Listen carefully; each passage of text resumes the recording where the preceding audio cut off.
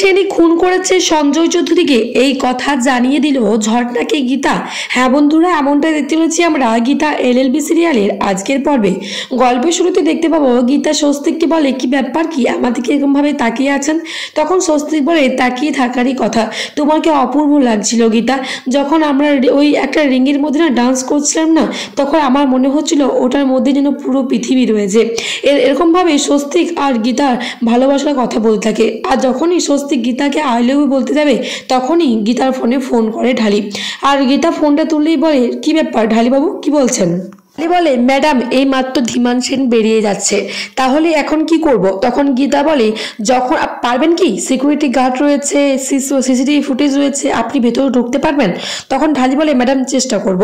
তখন গীতা বলে, ঠিক আছে, যখনই সিকিউরিটি চেঞ্জ হবে সেই মুহূর্তে কিন্তু ঢুকতে হবে, আর সেই মুহূর্তে ঢুকতে পারেন তবেই কিন্তু কাজটা হবে, আর না হলে কিন্তু কাজটা হবে না। আর ভিতরে ঢুকে গিয়ে ধীমান সেনের পুরো আলমারিটি যেখানে আছে, সেই আলমারি থেকে সেই জিনিসটা বের করে নিয়ে আসতে হবে। ওটাই আছে সমস্ত কিছু প্রমাণ, আর ওটাই কিন্তু আমাদের চাই। ঢালি বলে, আমি যথাসম্ভব চেষ্টা করব, আপনি কোনো চিন্তা করবেন না। এবারে তো ফোনটা কেটে দেয় গীতা। অন্যদিকে স্বস্তিক আর গিনি তো ঝগড়া করতে থাকে দুজনের মধ্যে। গিনি বলে যে, তোমার মধ্যে না কোনো রোমান্টিক ভাবই নেই। তখন স্বস্তিক বলে, আরে ওসব রোমান্টিক নিয়ে আর কি হবে বলতো? তখন গিনি বলে, হবে না, তোমার দ্বারা কোনো কিছুই হবে না। কোনোদিন তো ভালোবেসে আই লাভ ইউটাও বলতে পারো, তাই না? সেটাও তুমি বলতে পারবে না। বলে, আচ্ছা ঠিক আছে, আমি তোমাকে একবার হাগ করবো, তুমি আমাকে একবার হাগ করে দিও। ওই এবারে তো ঠিক আছে। এবারে তো স্বস্তিক সেখান থেকে চলে যায়।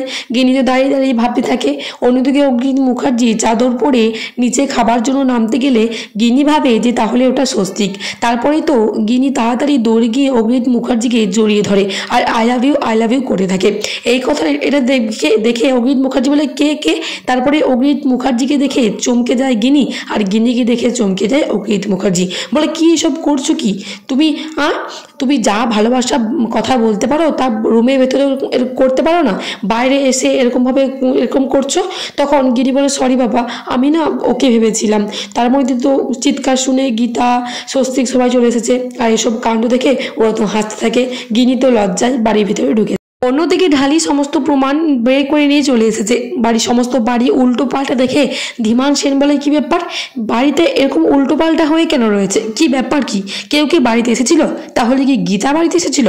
তখনই ধীমান সেনের অ্যাসিস্ট্যান্ট বলে, আমার মনে হয় কি এখানে নিশ্চয়ই কেউ ঢুকেছিল, আর কেউ চুরি করার উদ্দেশ্যে ঢুকেছিল। নিশ্চয়ই আপনাকে চুরি গেছে, কে চুরি করতে পারে? ধীমান সেন বলে, গীতা না, গীতাকে অন্য কাউকে দিয়ে পাঠিয়েছিল এই সমস্ত কিছু। তারপরে তো ধীমান সেন ফোন করে গীতাকে আর বলে, কি ব্যাপার, কি আমার বাড়িতে লোক পাঠিয়েছিলেন আপনি, আপনার যাতে আমার সমস্ত কিছু গোপনীয়তা আপনি জানতে পেরেছেন? তখন গীতা বলে, কি বলছেন তো কি আপনি? আমি ওসব ব্যাপারে কোনো কিছুই জানি না। ধীমান সেন বলে, হ্যাঁ আপনি সমস্ত কিছুই জানেন। আমি সিসিটিভি ফুটেজে দেখলাম ঢালির মতন একজনকে রয়েছে, ইন্সপেক্টর ঢালির মতন। তাহলে কি ইন্সপেক্টর ঢালিকে আপনি পাঠিয়েছেন? আপনি জানেন ওই ঢালির জন্য আমি কিন্তু চাকরি উঠিয়ে দিতে পারি, এমনকি ওকে শেষ করে। তখন গীতা বলে, হ্যাঁ ওনাকে শেষ করে পানি পুকুরের গঙ্গায় ফেলে দিতে পারেন, তাই না? এই কথাটা শুনে চমকে যায় ধীমান সেন। বলে, তুমি এই কথাটা কেন হঠাৎ বলছো? তখন গীতা বলে, হ্যাঁ যেরকমভাবে ঝর্ণা চৌধুরী হাজবেন্ড মানে আপনারই নিজের জামাইকে আপনি খুন করে পানি পুকুরে ঘাটে গঙ্গায় ফেলে দিয়েছিলেন। এই কথাটা শুনে সেন বলে, তুমি কি এসব আলতু ফালতু কথা বলছো? তুমি এগুলো সব কিন্তু বাজে কথা বলছো। গীতা বলে, কোনো বাজে কথা বলিনি, আমি সব কিছু ঠিকঠাকই কথা বলছি।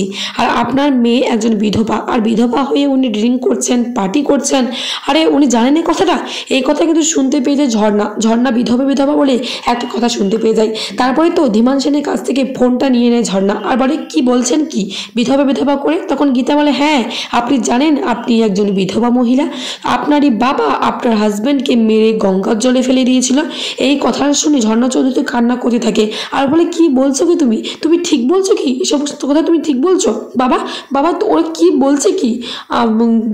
গীতা বলছে যে তুমি নাকি আমার হাজব্যান্ডকে মানে সঞ্জয়কে তুমি মেরে গঙ্গার জলে ফেলে দিয়েছিলে। তখন ধীমান সেন বলে, এসব কোনো কিছু না, তুই ওর কথা একটাও শুনবি না। তারপরে, না বাবা আমি সমস্ত কিছু বুঝতে পেরে গেছি, আমি জানি তুমি এই কাজটা করেছো। তারপরে তো গীতাকে ধীমান সেন বলে, তুমি আলতু ফালতু কথা কেন বলছো? গীতা বলে, কোনো আলতু ফালতু নয়, সঠিক টাইম মতো আমি কোর্টে ঠিক পেশ করে দেবো যে আপনি সঞ্জয় চৌধুরীকে খুন করেছিলেন।